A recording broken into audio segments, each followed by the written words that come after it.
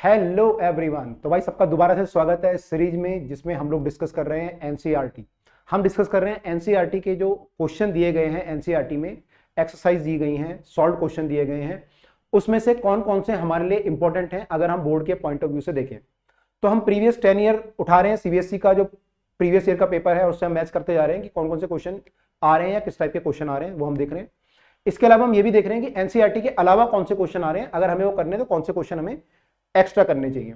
तो बेसिकली हम लोग यहाँ पे न्यूमेरिकल पे फोकस कर रहे हैं कि जो न्यूमेरिकल है, क्योंकि एनसीईआरटी में पीछे जो दिया गया है एक्सरसाइज में बेसिकली न्यूमेरिकल दिए गए हैं, तो कौन से न्यूमेरिकल हमें एनसीईआरटी के करने हैं और उसके अलावा कौन से न्यूमेरिकल और हमें करने हैं।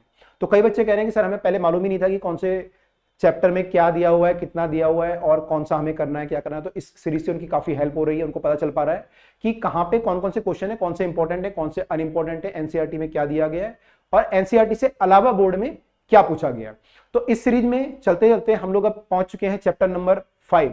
चैप्टर नंबर 5 की ओर आ चुके हैं, जो कि है मैग्नेटिज्म एंड मैटर। तो मैग्नेटिज्म एंड मैटर है, इसको हम लोग आज डिस्कस करेंगे। छोटा चैप्टर है, ज्यादा क्वेश्चन नहीं है, तो हम लोग पूरी रिसर्च के साथ इसको आज डिस्कस करने जा रहे हैं कि मैग्नेटिज्म एंड मैटर में प्रीवियस ईयर में क्या क्या आया है और कौन कौन से क्वेश्चन इसके इंपॉर्टेंट हो सकते हैं या होंगे।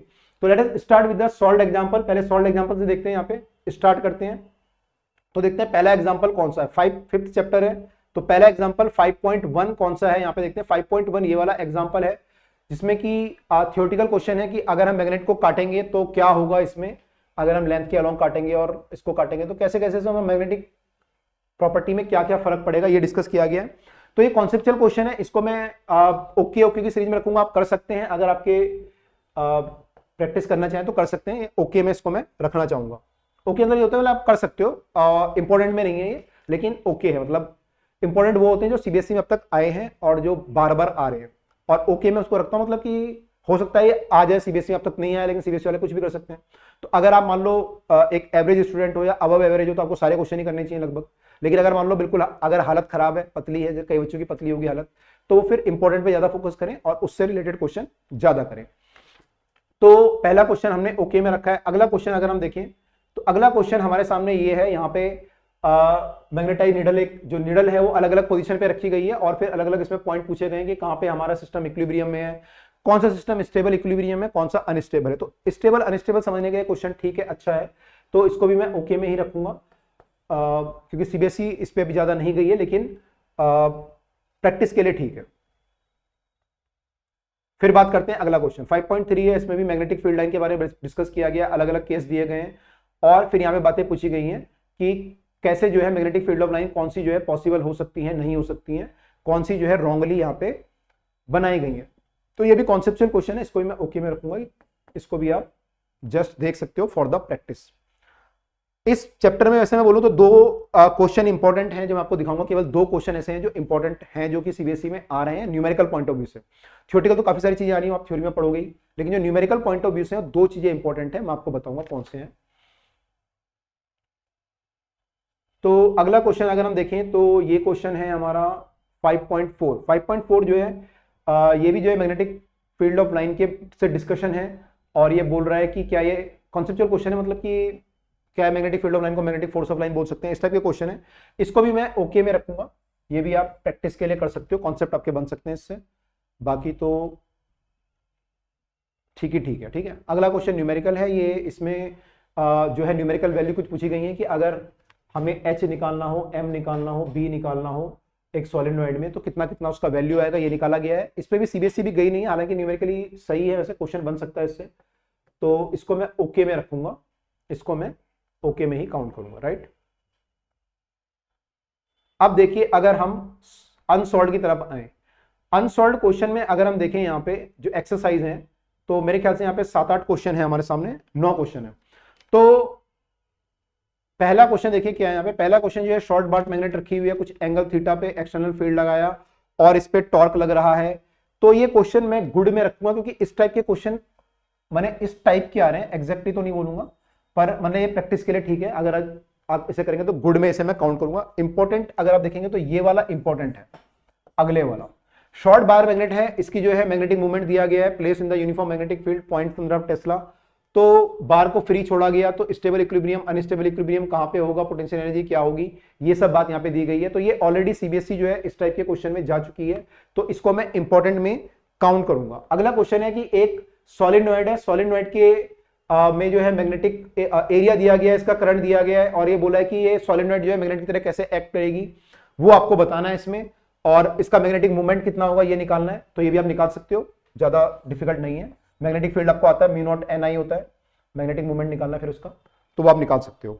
अगला क्वेश्चन 5.4, ये जो है 5.4 है सॉलिनॉइड, वही वाला सॉलिनॉइड है जो पीछे था, और उसे बोल रहा है कि मैग्नेटिक फील्ड में रखा तो इस पे कितना टॉर्क लगेगा। तो ये भी मैं ओके या गुड में रखूंगा कि ये टॉर्क से रिलेटेड है, तो सॉलिनॉइड का टॉर्क है हालांकि, तो ओके में रख देते हैं क्योंकि सॉलिनॉइड पे ज्यादा अभी सीबीएसई नहीं गई है। अगला क्वेश्चन जो है 5.5 है कि बार मैग्नेट में इतना मैग्नेटिक मूवमेंट है इसका, और इस पे जो है मैग्नेटिक फील्ड में इसको रखा गया।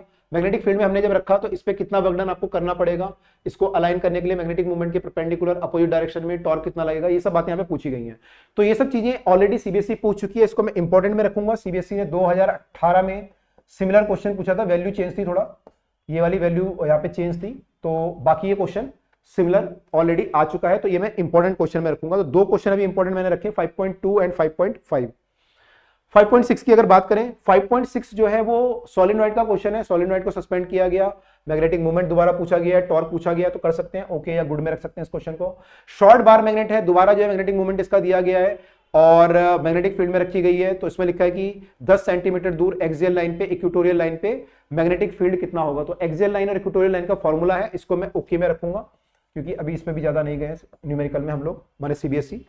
अगले दो क्वेश्चन जो है वो इसमें जो है अर्थ के फील्ड की बात और न्यूट्रल पॉइंट की बात की गई है। तो न्यूट्रल पॉइंट, अर्थ का मैग्नेटिक फील्ड अभी हटा हुआ है, तो आई डोंट थिंक ये क्वेश्चन हमारे लिए बहुत इंपॉर्टेंट है, इसको आप एक बार छोड़ सकते हैं। वैसे अगर कंपटीशन के लिए प्रैक्टिस करना चाहे और उसके सिलेबस में आ रहा हो तो बात अलग है, अदरवाइज ये क्वेश्चन आप छोड़ सकते हैं दोनों में, क्योंकि डिप एंगल की बात भी कर दी गई है इन्होंने, वो भी कर दिया गया, तो काफी चीजें जो है यहाँ पे नल पॉइंट की बात की गई है, तो वो अर्थ के मैग्नेटिक फील्ड के बिना समझ पाना डिफिकल्ट है। तो मुझे लगता है कि ये आना थोड़ा चांस कम है कि ये क्वेश्चन सीबीएसई देगा, ठीक है। तो ये क्वेश्चन जो है सीबीएसई में आने के चांस कम है, तो इसमें दो ही क्वेश्चन हमारे इंपॉर्टेंट बनने हैं, 5.2 5.5। एक्चुअली इस क्वेश्चन इस पेपर, ये जो चैप्टर है ये थोड़ा छोटा है, तो क्वेश्चन कम बनते हैं पहली बात तो। दूसरा जो क्वेश्चन बनते हैं वो थ्योरेटिकल बनते हैं, तो थ्योरेटिकल क्वेश्चन जो है यहाँ पे बनते हैं, इसलिए न्यूमेरिकल यहाँ पे कम है। अच्छा, इसमें इसके अलावा क्या हमें करना है, नॉट इन एनसीईआरटी, ध्यान से देखिएगा। दो चीजें हैं जो एनसीईआरटी से बाहर की पूछी गई हैं। एक तो ये पूछा गया है कि अगर किसी निडल को हम लोग मैग्नेटिक फील्ड में रखेंगे, उस पर टॉर्क लगेगा, टॉर्क लगेगा तो ऑसिलेट वगैरह करेगी, मतलब घूमेगी तो ऑसिलेट करती है, तो उसका जो है टाइम पीरियड निकालना, ये पूछा गया है कि टाइम पीरियड उसका कितना होगा, ये एक बार पूछा गया है। तो ये time period of the needle, of needle in magnetic field, magnetic needle in magnetic field, तो ये पहला है जो एनसीईआरटी से बाहर पूछा गया है। दूसरा जो क्वेश्चन पूछे गए हैं इसमें ये पूछा गया कि कई बार म्यू का वैल्यू दे दिया या जाई का वैल्यू दे दिया, म्यू आर का वैल्यू, जाई का वैल्यू, और आपसे पूछा गया बताओ ये मटेरियल जो है पैरा होगा, फेरो होगा, डाया होगा, ये पूछा गया। तो ये क्वेश्चन थोड़ा प्रैक्टिस कर लेना क्योंकि ये क्वेश्चन पूछे जाते हैं। तो दो चीजें ऐसी हैं जो एनसीईआरटी से बाहर हैं, तो दो चीजें हमें ढंग से करनी है, इतना अगर आपने कर लिया तो आपका ये चैप्टर स्मूथ हो गया, जो न्यूमेरिकल पॉइंट ऑफ व्यू है स्मूथ है, बाकी चैप्टर तो आपको पढ़ना ही है थ्योरी। तो उसके लिए भी हम लोग वीडियो आपके लिए अलग से लेके आएंगे। अगर आप चाहते हैं कि वीडियो जल्दी आए तो भाई कमेंट में लिखिए, बताइएगा कि थ्योरी में क्या क्या इंपॉर्टेंट है। तो आई होप आपको समझ में आया होगा एनसीईआरटी में क्या क्या चीजें हमें पढ़नी है, कौन सी नहीं पढ़नी है। तो इस तरीके से हमने चैप्टर नंबर 5 आज फिनिश किया। अगली वीडियो में हम लोग मिलेंगे आपके साथ चैप्टर नंबर 6 के साथ। तो मिलते हैं अगली वीडियो में। Till then bye and take care.